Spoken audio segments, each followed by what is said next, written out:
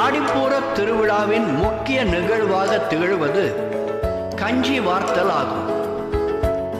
அன்னைக்கு கஞ்சி படைத்த அனைத்து பக்தர்களும் உணவு பஞ்சமின்றி செல்வ செழிப்புக்கு குறையும் இன்றி வாழ்கிறார்கள்.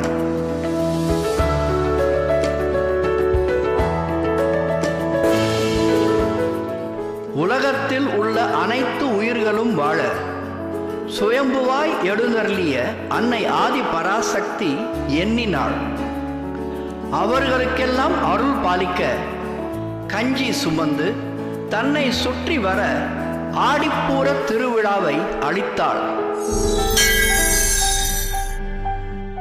தானாய் எழுந்த சுயம்பு மருவூர் சன்னதியில்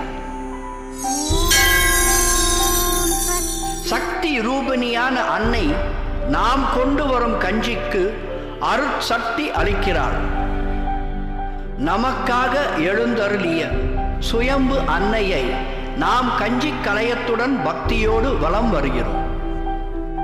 ஆதி பராசக்தியின் திரு உள்ளத்தை ஒருமுகப்படுத்தி மனம் நெகிழ கஞ்சி கலயத்தோடு சுயம்பு அன்னையை வலம் வருகிறோம். அம்மா அம்மா அம்மா என நம்மையே மறந்து அவள் நினைவாகவே கஞ்சி கலயத்துடன் சுயம்பு அன்னையை வலம் வருகிறோம். உலகத்தில் உள்ள அனைத்து ஜீவராசிகளும் செல்வச் செழிப்போடு வாழ கஞ்சி கலயம் ஏந்திய நாம் வேண்டுகிறோம். பஞ்சம், பசி, உணவு தட்டுப்பாடு என்பவையெல்லாம் நீங்கி எங்கும் இயற்கை வளம் கொழிக்க கஞ்சி கலயம் ஏந்தியபடி நாம் வேண்டுகிறோம்.